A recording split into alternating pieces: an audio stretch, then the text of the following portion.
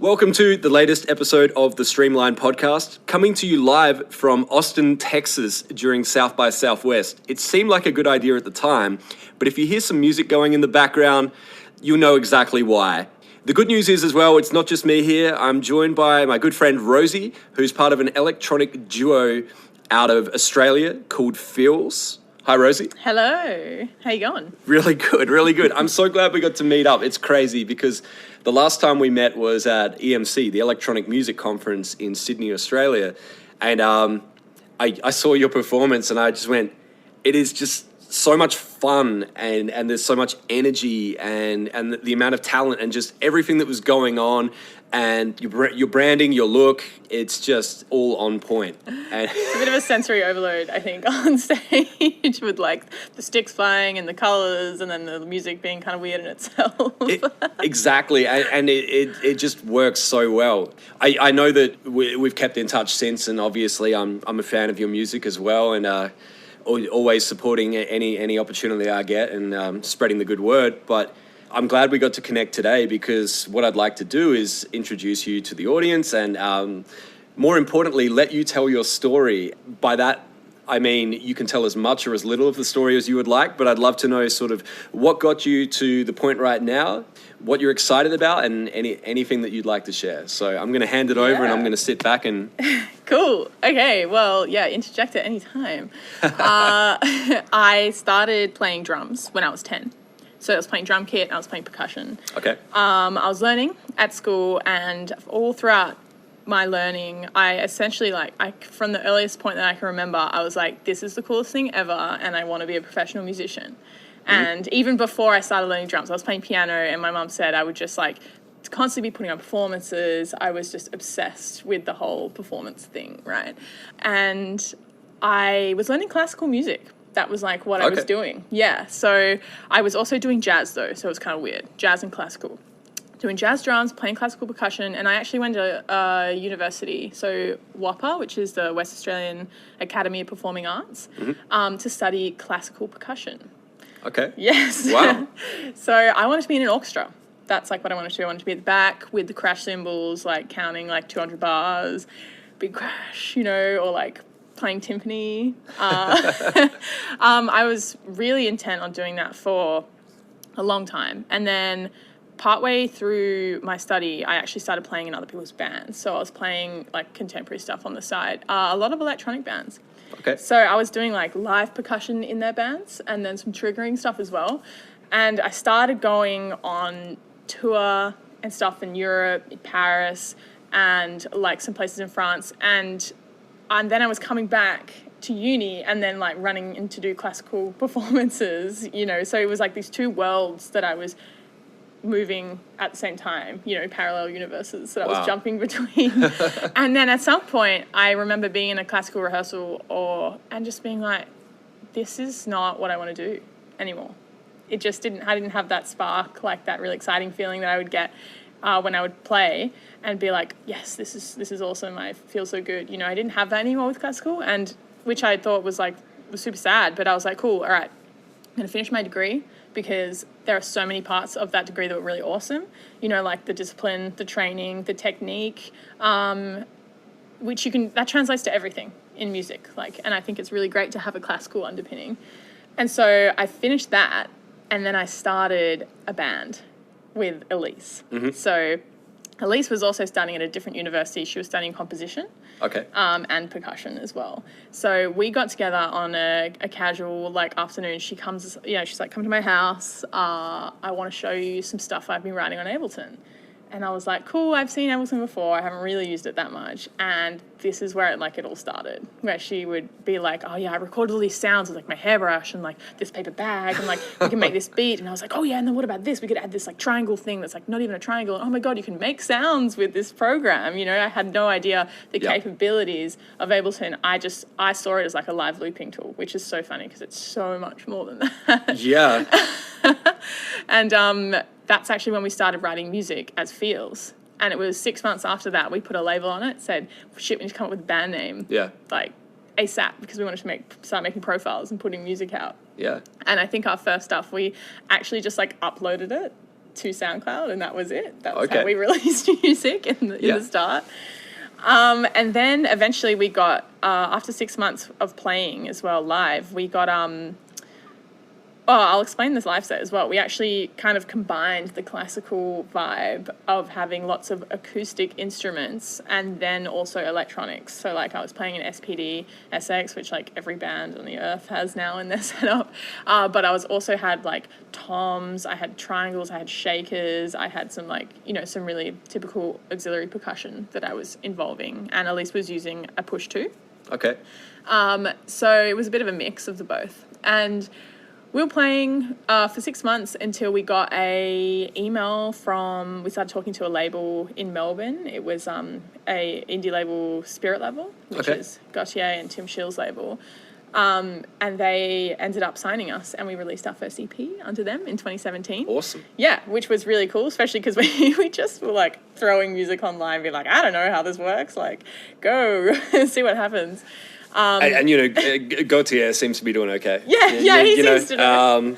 That's a pretty amazing starting point right there, as far as you signing the first EP, right? Yeah. It was crazy, and it was definitely like this kind of interesting EP that still had this like rooted, like you can hear in the composition, it's classical in the way that it's like approached, but a lot of the sound design is not typically classical or anything. So that was definitely a little bit interesting, and then after about a year with Spirit Level, we actually started our own label, which at the same time as we were doing Feels and we were playing, heaps of gigs, we started to notice that there was a lack of women in our community. So we'd played a few live gigs and we were like, oh, there's this person, there's that person, that's great. And then we were like, wait a minute, where are all the other women, What's going on there? Like where... I'm sure they exist. I know they do, and I'm sure they're like, writing beats in their bedroom or whatever, but why are we not seeing them on stage with us? And that's when we decided to start this Facebook group where we invited people, like we would target them based on this like zero knowledge, just being like, oh, you like electronic music? Like maybe like, you should come to my studio and we should hang out and talk about Ableton. So we started this thing once a month, and people actually came, which was like a big surprise to us. Cool. And we didn't know them, which was even cooler. They weren't just like friends feeling sorry for us. And we bought wine and cheese to like, lure them in and make sure like, oh, it's cool, we got wine, like everything's gonna be great. And we started our first ever WOMPP meetings. And so we would do like free lectures on Ableton, and I think back then it was much more free, like, we would free form. We would get people to just get up and talk about their music, show some stuff on. We had like a projector on the wall.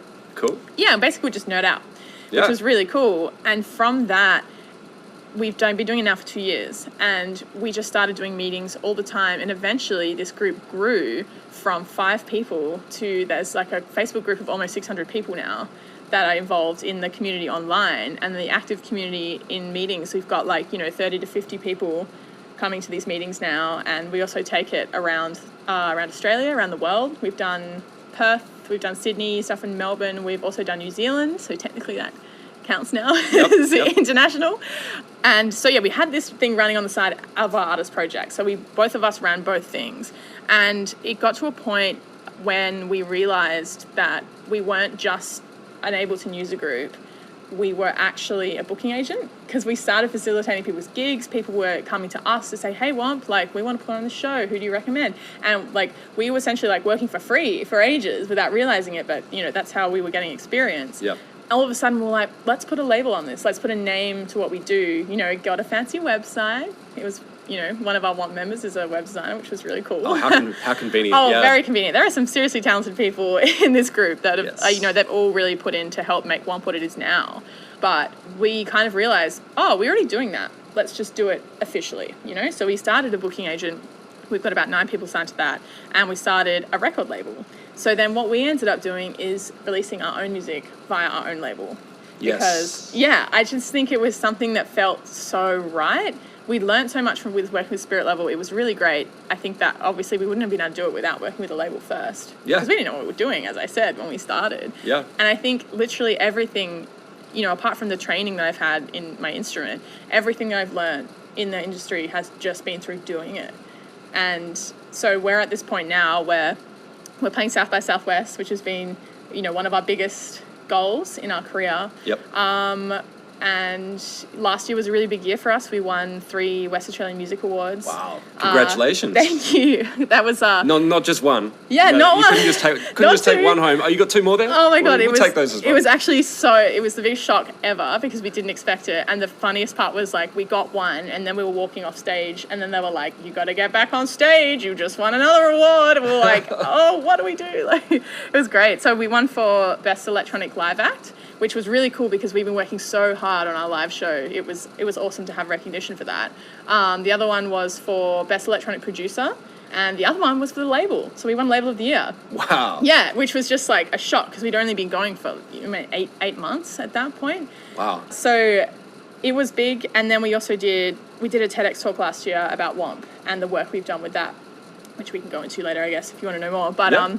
I'm like, I've probably missed heaps of stuff. But yeah, our live set, actually, I will talk about that, changed massively as well. So we've moved away from that really like classical vibe. We were trying to be like, oh, so different, and oh, what about this sounds? Now it's actually just like, it's all about the driving rhythms. It's all about almost like a DJ set approach to how we do stuff now. Okay. So it's like a 40-minute live set, doesn't stop. There are transitions between the tracks, so we treat it very much like BPM matching the tracks and then figuring out what key everything's in and then flowing seamlessly. Wow. That's like what we like to do. And then I play all the drums live on my SPD. I have like 11 drum pads set up now, actually. And then Elise plays a 4.5 octave electronic marimba called a mallet cat with 4 mallets. And so, yeah, she plays like bass lines, pads, leads, and whatever, and all the programming's done via Ableton Live. So she doesn't have to press buttons. It's all, the programming is done. So she'll switch instruments throughout the set. Awesome. That's really cool. That's like where we're at, I think. I mean, that's kind of mind-blowing how much you've done in how little time. I mean, when I met you, I could tell that you've been in music for a long time because of the stage presence, the talent, all of that. You don't learn that overnight. But I had no idea how quickly everything else took off for you. Obviously, you found a need, and you found artists that are awesome and needed to reach an audience, and you helped them to do that. And as a result, you won multiple awards. Yeah, and, I think it's like... That's amazing. I'm just like obsessed. It's like this, as I said, I was like a weird kid. I was obsessed with the concept of like being the musician, being a performer. But I think not only that, but I love working with people. And I feel like that's almost why I was a drummer as well, because it wasn't about me being at the front of the stage playing, which is now I am, which is weird for me, kind of, in a way. But I love making music with people, but I love working and like lifting everyone up together. I just sort of love that team vibe. And that's like why I'm not a solo artist, why I work with Elise, and why I work with WOMPP. It's like I'm obsessed with what I do, but I'm obsessed with music. So it's kind of like, it's really weird to think about how short amount of time it is now. But I've like basically killed myself over it, but working hard. But that's what it's about. That's really cool, and it's one of those things. When one of us wins, we all win. Absolutely. And it's so true because you're all helping each other. So it doesn't matter who in the group has something great happen. Everyone is happy for them, and you know that it just keeps coming back. So when one of those artists gets booked on a significant tour and they look for a support act, they're probably going to look to one of you and say, you're ready, let's go. Yeah. And that's what I love is with the artist community. There's these little groups that are forming now where they're actually doing just that. They're actually supporting each other, because the music industry on the other side of this can get kind of lonely at times, especially if you're just sitting in the studio by yourself producing music all night on a Saturday night. It's nice to know that there's other people doing the same thing. Mm-hmm. And it's also nice to know that there's people out there that are excited for you and willing to help you as well. And, that time that you spent at home that when you could have went out, it was worthwhile. And, oh yeah, a lot of sacrifices like that. Oh yeah. For sure. And it is nice to know that other people are doing the same thing. They're working hard as well. They're not just out partying or like having a good time, they're working hard producing music, as you said. Yeah. Exactly. I know you've mentioned WOMPP and touched on that a little bit already, but could you tell us more about WOMPP, I guess sort of future goals as well as to like where you'd like to take it? Totally. So we actually, as I said, the main goal was an Ableton user group. So there was one in Perth already, but we were going to it and we noticed that there weren't a lot of women coming. and there was a certain vibe that we did notice. There was a lot of men there, and there was this a sense almost of competition. Like, people would get up and show a track, and people would immediately try and take them down for like, oh, you didn't sidechain that properly, or you know, and it was just like a bit weird, because it's like, this is a community meeting. We're meant to be saying, like, you know, helping each other, and there is a way to do that without, you know, taking people down, which, I don't know, that's like a whole nother conversation in itself about masculinity, perhaps, I don't know, but I noticed, like, that doesn't affect me so much, because I've had that my whole life with being a drummer. You know, like, I've been the only female drummer in lots of situations. So for me, it's always been that kind of like, people treat it like, oh yeah, you don't really know what you're doing at sound check. And then I'm like, yeah, we'll just wait until I play and then you can shut up, you know. Which almost like put that fire under my butt, you know, to be, it helped me to work really hard, because I wanted to prove people wrong. I'm like, I don't know, is that evil? Like, no, I think that's great. I mean, you turn that negative energy into a positive, and that drives you to go, I'm going to smash this. Yeah. And you are going to feel so dumb. Yeah, totally. And that's like, I'll never say to people, you know, that, oh, it's so hard being a woman in the industry. Like, it's different, it's challenging, but I also think we have an advantage because of that. You know, to say, well, I'm going to show you, you know, and I'm going to work. And at the end of the day, we have to work harder, but that maybe makes you a better musician, in my opinion. Yeah, absolutely. And for any musician out there, but especially, like you said, I mean, I can't speak from experience, of course, but from what I've seen, it's definitely harder for you know, women in the industry to really get out there, because, you know, obviously there's a whole bunch of different reasons out there, but it's like you said, masculinity is part of it. Some people just, you know, they're geared that way in their head. They think that way, and it's just sad. And it's like, it's also hard for men. Like, it's not like saying it's harder for one person, it's harder for other people. Like, we've got to also recognize, like, our privilege and where we individuals come from, and everyone's had a different experience. But also, I think one of the core things is the recognition. Like, it's hard for women to just be immediately, when they walk into the studio, you know, it's not like, oh, if they're the producer, you know, people don't necessarily treat them like the producer immediately. Like, I had there's like, you know, awful stories about, like, talented female producer of mine walking into a writing session where she was producing for this artist who thought that she was the assistant and asked her to get him a coffee. And I know, like, cringe. And she did it. And she came back and she was, you know, to be funny, and then was like, okay, cool, so let's start your track now. And he was like, what? You know, when he realized, you know, stuff like that. It's mental. But anyways, the reason we started WOMPP was we noticed that not everyone was able to really combat these issues head on and stay confident. So we thought, let's create a safe space where people don't have to put up that wall, because a lot of people who are coming to this thing never ever have showed anyone their music in their life. They were a bedroom producer, like the definition of, you know. No, you know, their friends don't even know what Ableton is, or like if they use it. And they would come and show us a track, and they would be super nervous. They get up in front of everyone, and we have 2 rules, and it's 1, do not apologize. So you're not allowed to get up and go, oh, it's not good enough, oh, it's not finished. It's like, whatever it is, this is what you're showing, be proud of it. And the second rule is don't talk over your track, because people love to go, oh, but then there's a guitar solo here, to just, like, you know, like, shush and let me enjoy it, because it's literally all the time, it's always amazing.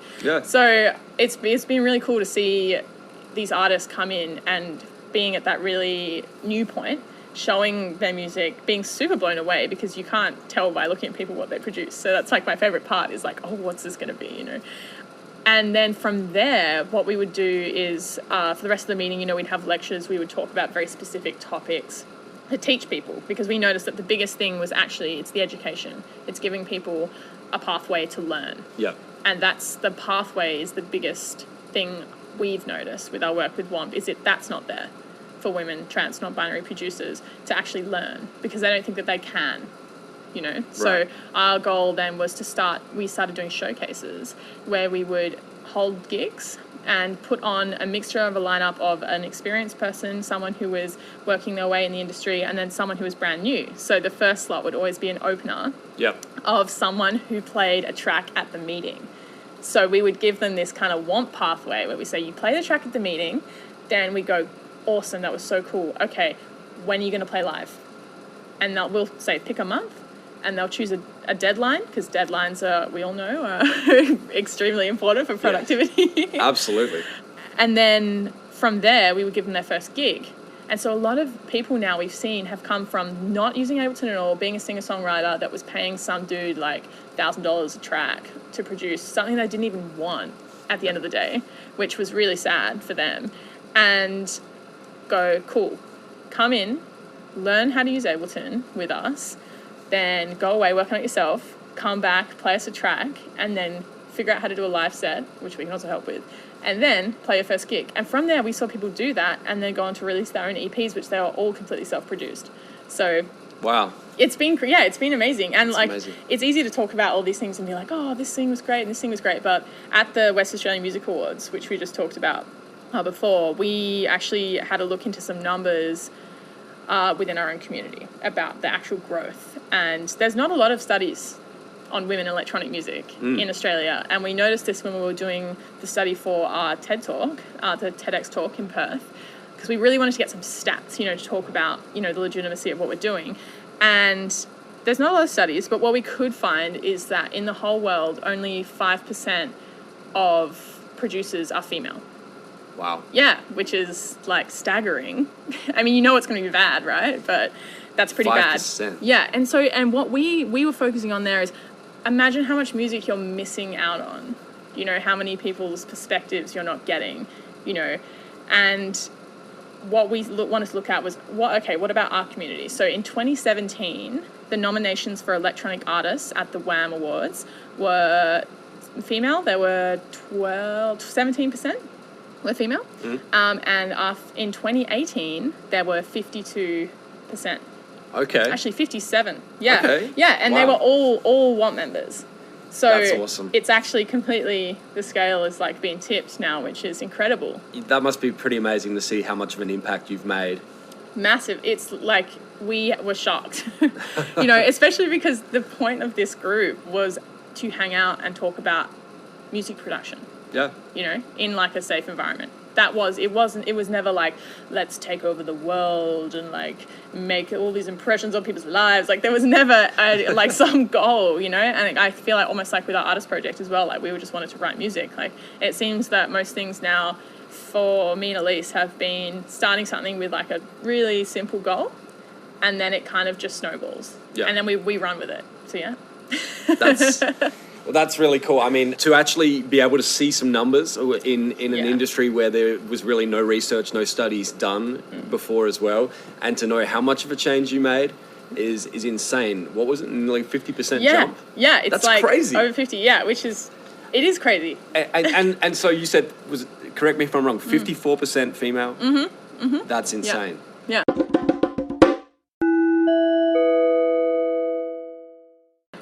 Like, you've managed to even things out in that respect. Yeah, and in like a short amount of time. And this is like our point was with what we've done and like, all these meetings have all been, we just give our time for free, we teach people for free, that's what we wanted to do. But it's a simple business model. If you look at it really, like start something, and this can be, you can actually put this across anything. Yeah. Any product, any business, any problem almost, within a business, you can say, cool, let's create an environment where if we're seeing a lack in something, where people can feel safe to learn, give them the pathway, so give them more steps that they can take to progress, and then you will see results. Yeah. You can pick that model up and move it around to anywhere. And it's funny, for a lot of these artists, it started with actually letting somebody hear your music. Mm-hmm. And don't be shy, don't be embarrassed. Yeah, absolutely. The worst thing that someone could do, especially in a group like that where you're very respectful of each other, the worst thing that someone could do is say, it's not the greatest, but here's why. Yeah. And give you some feedback to make it better. Yeah. I mean, nobody should mess with your creativity. You've got the idea there, but it could be a case of, like you said, it could be a sidechain is slightly out of place and it's doing this weird kind of bounce effect that just isn't going to work in the final master, or it could be the vocals are too low, or whatever, or the way they cut it. Yeah, we've had that. People saying, oh, like, the reason you have that problem is because of this. And they go, oh my God, thank you. Exactly. Like, that's why they're there. Yeah. I mean, if I give somebody constructive feedback, and of course, constructive is the most important part of it. Absolutely.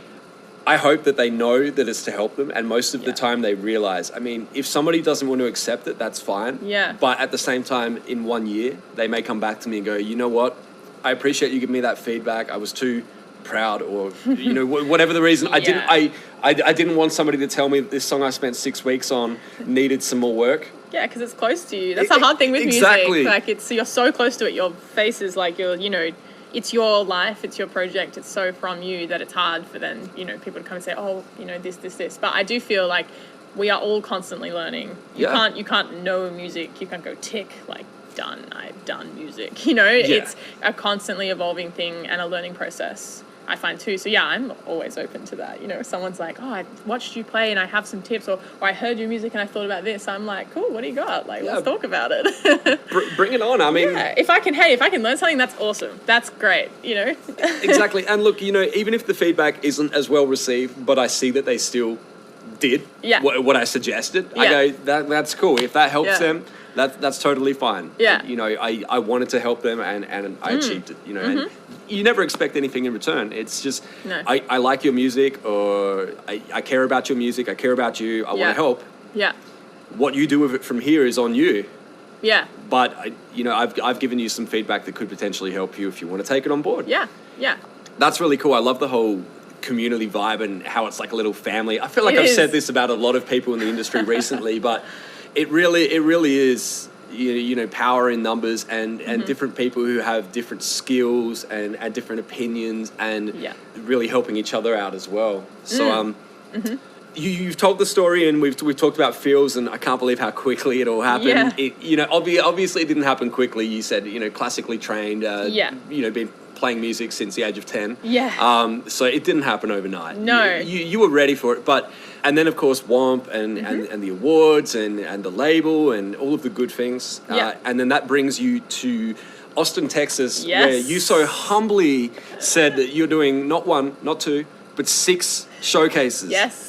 Yes, we hustled super hard because we're coming all the way from Perth, Western Australia, and if people, some people might know, but that is a 24-hour block of flying to get here, and obviously not to mention the money, so it's we wanted to make the most of it. So 6. I'm like, I've really put myself in it now. It's exhausting. And how many have you done so far? We've done 2. Okay. So we've got the bulk of it coming as of tonight. It's kind of going to snowball from there. And I know that you were sharing a story which is probably becoming more and more common nowadays with artists relating to your equipment. And would you like to share that? I would actually, because it's funny now. At the time, essentially the most stressful thing that has ever happened to me. I can say that confidently. We were on a flight we were meant to be from LA to Austin. And we were there super early, everything was fine, had all the gear. We've got 4 pieces, right, of pretty big gear. And we were not allowed on our flight.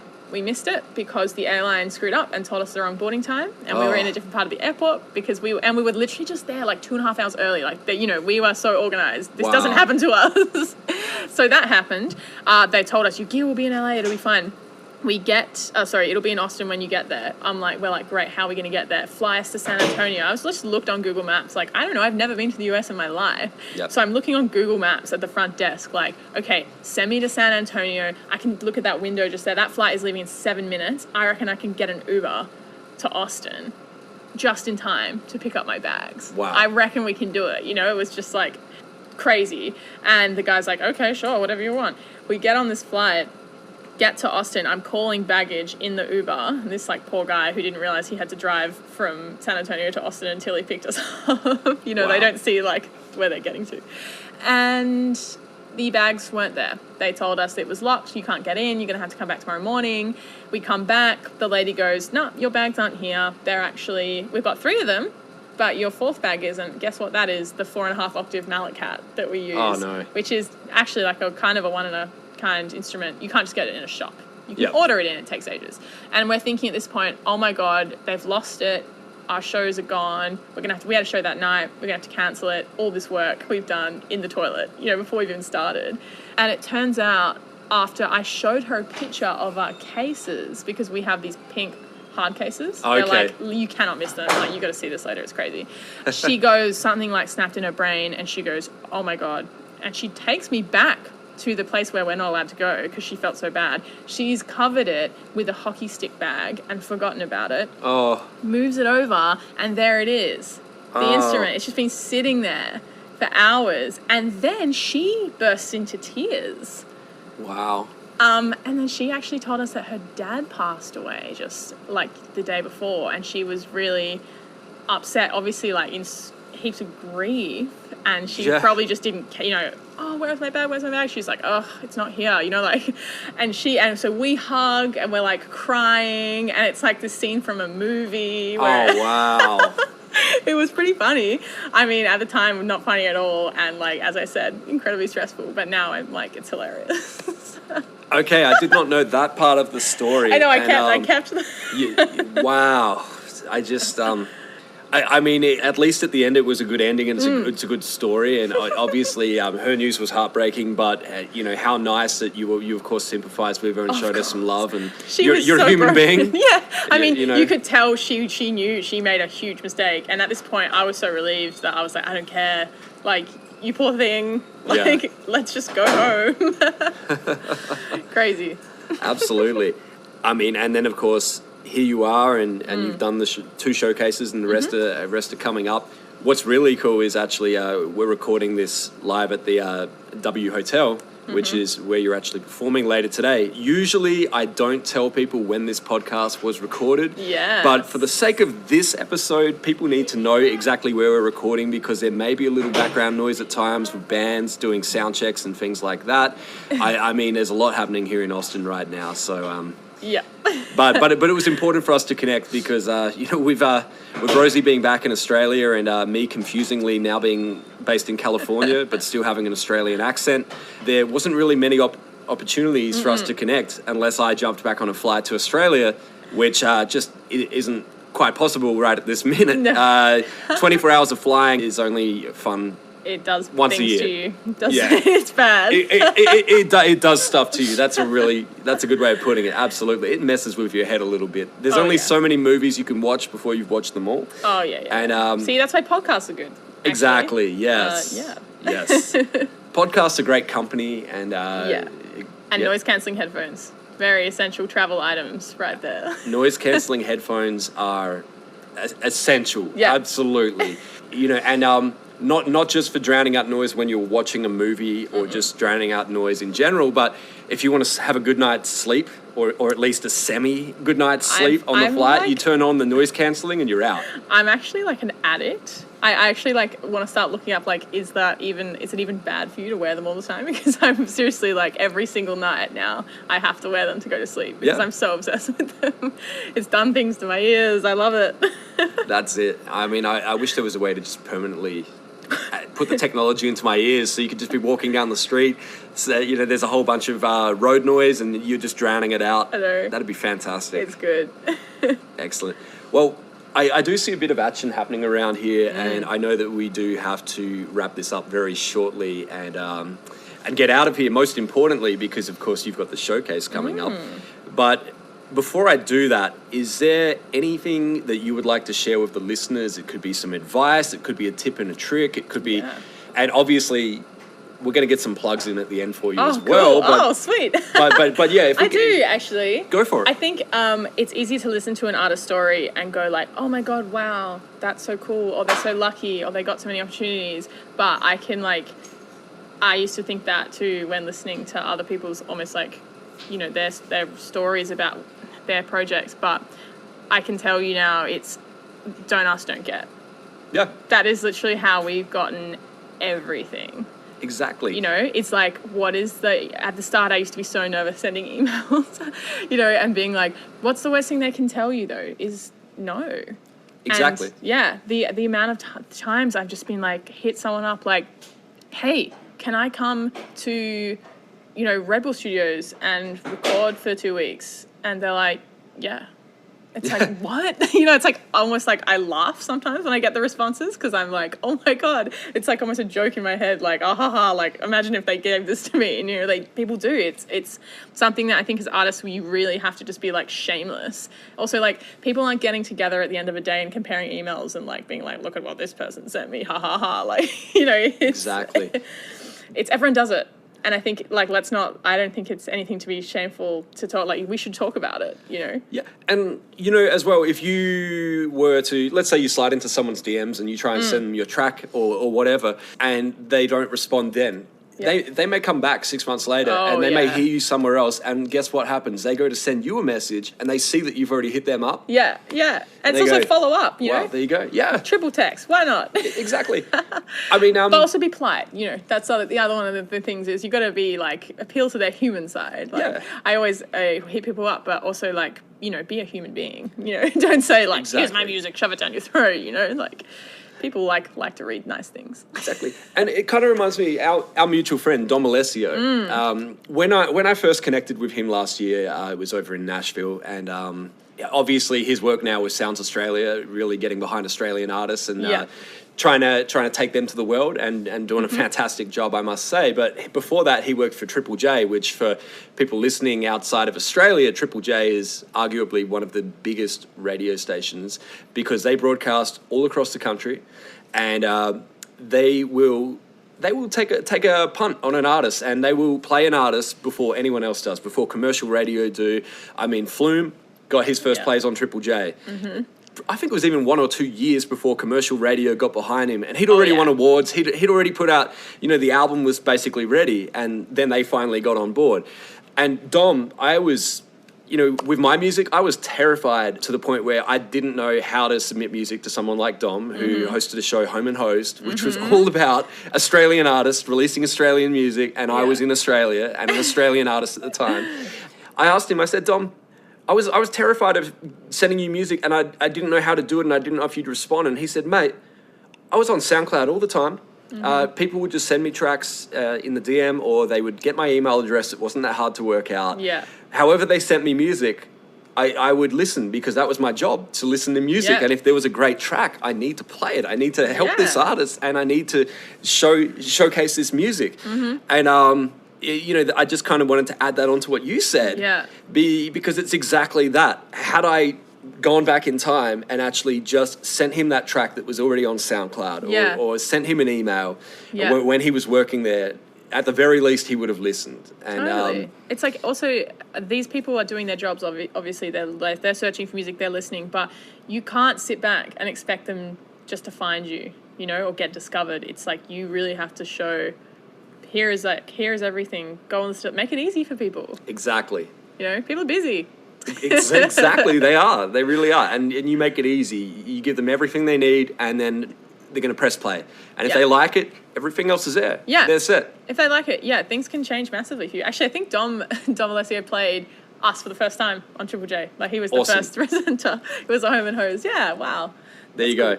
And for anyone that's listening, Dom Alessio is no longer working at Triple J, so don't go trying to find his email address and pitch him tracks for radio. But that being said, Dom is a fantastic guy, and I definitely recommend following him on socials, especially if you're looking for breaking Australian artists, because he has some of the best ears in the business as far as for knowing what could potentially blow up and pop, and just a genuine nice guy as well, and supports anyone, as long as the music is good. That's basically what he does. Yeah. And enough plugs for Dom now. Yeah. You know, I mean, I know that Dom was sort of the reason we first connected as well, so it makes sense to get. Yeah, we got a shout out. You know, we got your little shout out in there, Dom. So, you know, there you go, mate. But we do have to wrap this up because it looks like the bar's going to open in a minute, and I wouldn't mind a cold one, and it's going to get real loud in here. So just to end it, can you tell everyone where we can find Feels online and also WOMPP as well, of course? Yeah, of course. So you can find us on our Facebook. Obviously, WOMPP as well, you can actually find on wompp.com.au. We have Feels has an artist profile on Facebook, which you can connect with us. That's Feels Music Artist. And also on Instagram, feelsofficial_. But our music is also on Spotify, iTunes, SoundCloud, and most major platforms. Yep. So yeah, connect with us on social media. That's definitely the best way. Send us a message, do whatever. You can check out our new single as well. Yes. Give it a plug. Yeah, it's called Bad For Me, featuring Missy. She was a singer that we connected with in New Zealand when we recently went over for Rebel Studios residency there. So yeah, you can check that one out. It's definitely a little bit of us dipping our toe into the pop realm. So yeah, check it out. Very cool. Well, Rosie, thank you so much for your time. I really appreciate it, especially given how much you're doing here. I know it really does mean a lot to me, and I'm so glad that we were able to connect. And Yeah, I'm honoured. Thank you. yeah, Cool. no, thank you. I really, and for anyone that's listening, I encourage you, go follow Feels, go check them out, because obviously the story is great and you're going to really enjoy the music, but their branding, their content on social media, they've got this really unique look, which I love as well. I remember the performance and the jumpsuits. Yeah. I'm not going to say any more. Check them out. You won't be disappointed. And this isn't going to be the last you're going to hear of Feels or WOMPP and all of these amazing artists that they're helping and working with as well, and continuing to develop and grow. And that's what it's all about. Keep helping each other. Mm-hmm. That was a long spiel. Nice. Excellent.